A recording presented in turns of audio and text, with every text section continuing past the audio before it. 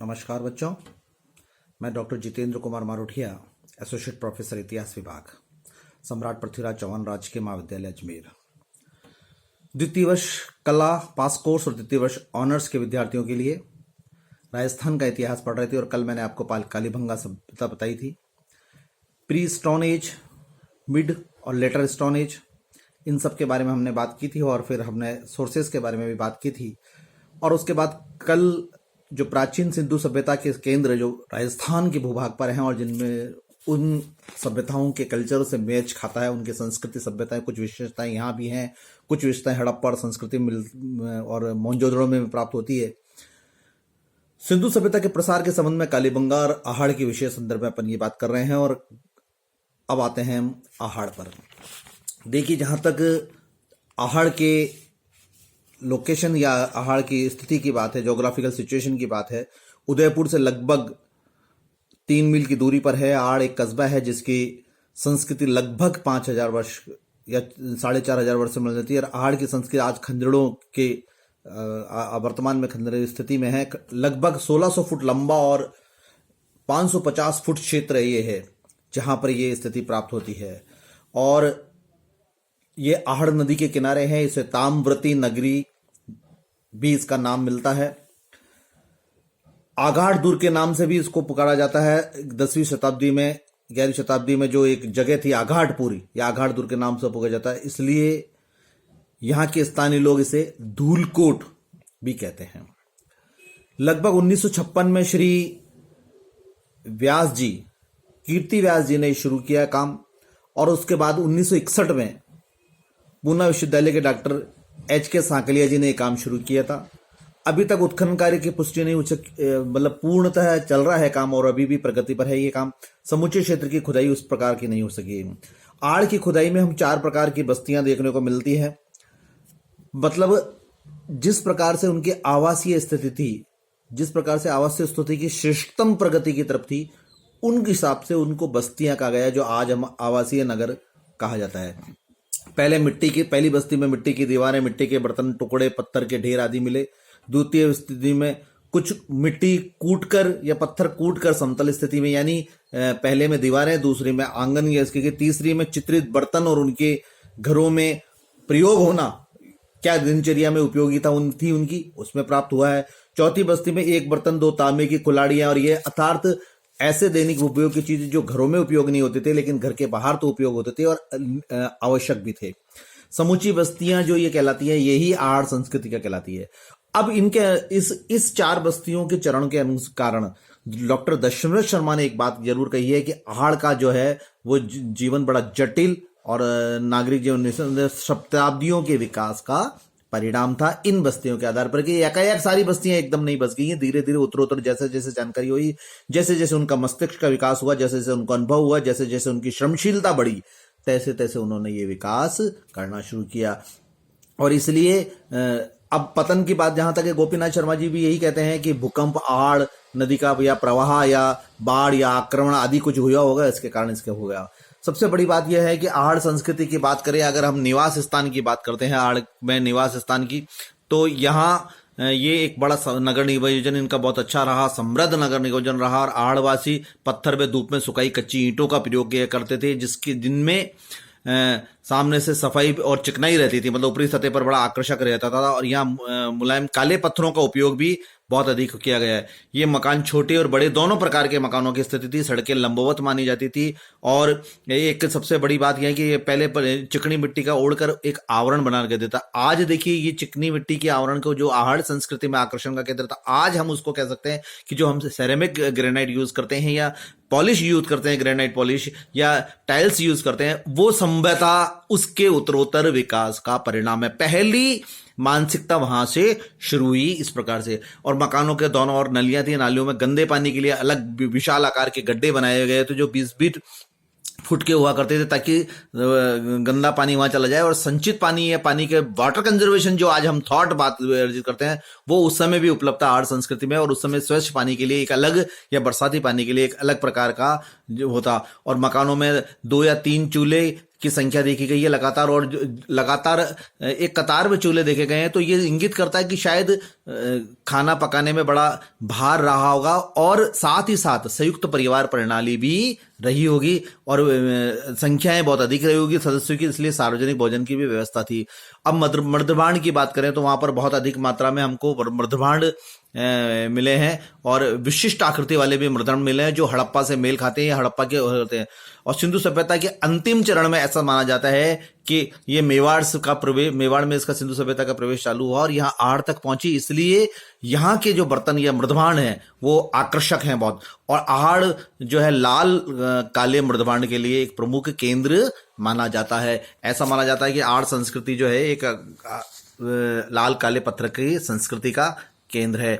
इसी के साथ साथ में यहाँ पर दूसरी चीजें भी प्रकार की मिलती है कि जो छुल्ले, कटोरियां, थालियां जिनमें आकृति, प्याले, मटके, ढक्कन, मटके के ऊपर ढक्कन यानी साफ सफाई की व्यवस्था रखते थे, इस प्रकार के है। और इनमें दो प्रकार के मिले हैं, एक तो बिल्कुल सादे मट्टी के बनाए हुए हैं और दूसरे मट्टी पर बाहर आकृति बनी हुई है।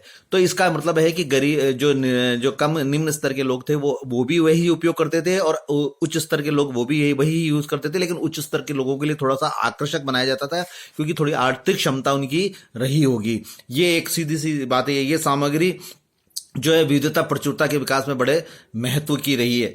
और आहड़ जो है का कुंभकार ये दिखा देता है कि चित्रांकन में भी मिट्टी के उपयोग के ऊपर किया है, और आज भी हम देखते हैं कि कई जगह पर ये चित्रांकन की रही है।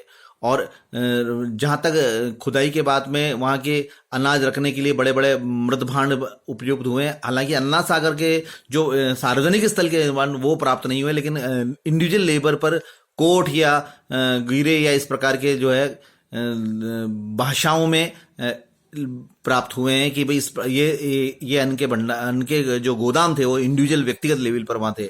आहड़ समृद्धि का भी ये पता चलता है कि ये लगभग 2000 से 1500 ईस्वी पूर्व में आहड़वासियों का ईरान से संबंध था, क्योंकि उनके बर्तनों में कुछ ऐसी बनावट, मृदभांड में कुछ ऐसी बनावट देखी गई। जहां तक आहड़ संस्कृति की मुद्राएं और मोहरें और उपकरण की बात करें हम, तो मुद्राएं वहां स्पष्ट नहीं है। एक मुद्रा पर त्रिशूल खुदा हुआ है, दूसरी मुद्रा पर अपोलो खड़ा हुआ है और हाथे में तीर और तरकश है। इस मुद्रा और कुछ यूनानी भाषा में भी लिखा हुआ है, यद्यपि कुछ लिखा हुआ है अर्थ स्पष्ट नहीं है, लेकिन लिपि के आधार पर इसका काल 2री शताब्दी ईसा पूर्व के लगभग आका गया जब यूनानी प्रभाव यहाँ आया था, और शायद संभवतः है भारत कुषाण वंश का जो उत्तरी पश्चिमी सीमांत पे राज्य था। अब उत्तर पूर्व काशाल उपकरण की बात करें हम, तो यहाँ जो है आहड़ निवासी अपने मकान की सुरक्षा तथा सुंदरता के लिए स्फटिक पत्थर, क्यूरेट जिसको बोला जाता है, उसके टुकड़े और उसके पत्थर काम में लिए जाते थे। उनके इन पत्थरों से वे अपने आवश्यक औजार भी बनाते थे कि आवश्यक तुलना में पत्थर की तुलना में मजबूत कहा जाता था, नुकीला कहा जाता था। उसको छीलने, छेद करने व काटने में बहुत आसानी से रहती थी किसी भी चीज को।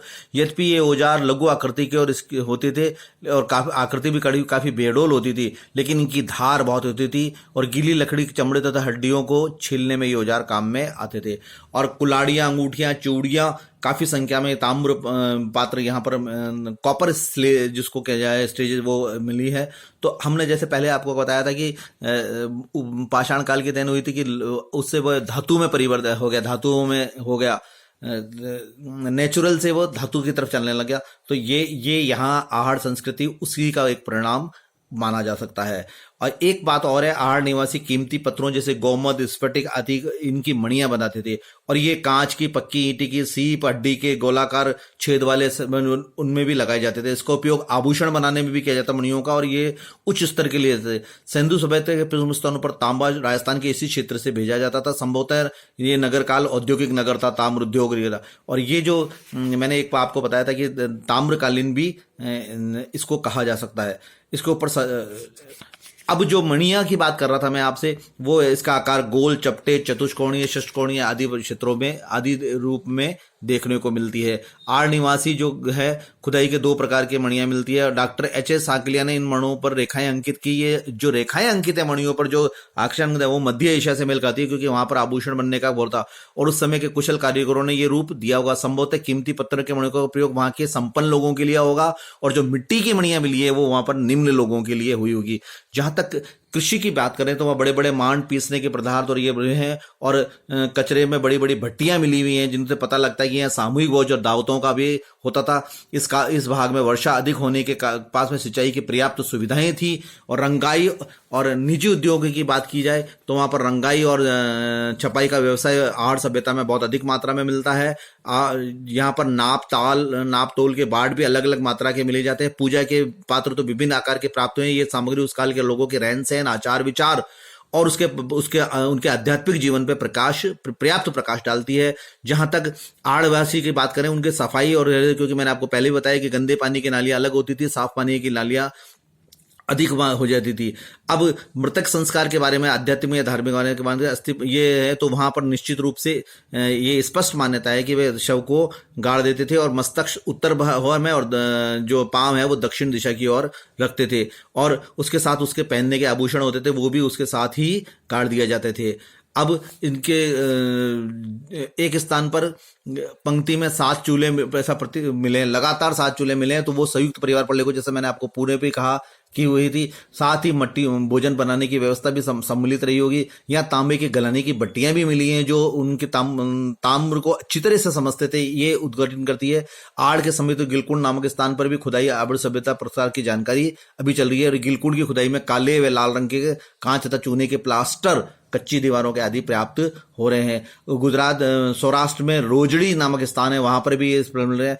तो आहड़ सभ्यता का समृद्धि का काल अगर हम माना जाए तो लगभग 2000 से 1200 ईस्वी पूर्व, 2000 ईस्वी पूर्व से 1200 ईस्वी उनका समृद्धि का है, और उसके पहले उनका उत्थान का काल और फिर बाद में पतन का काल माना जा सकता है। तो ये आहड़ सभ्यता के बारे के जो मैंने आपको कृषि रहन सहन के बारे में, उनके मृदभांड जो उपलब्ध हुए उसके बारे में, औजार जो प्राप्त हुए, उनके निवास स्थान, आहड़ सभ्यता की लोकेशंस के बारे में, आहड़ सभ्यता के आभूषण, उनके बर्तन, उनकी मुद्राएं, उनके हथियार, उनके मणियां, आभूषण, इन सब के बारे में आज अपने अध्ययन किया।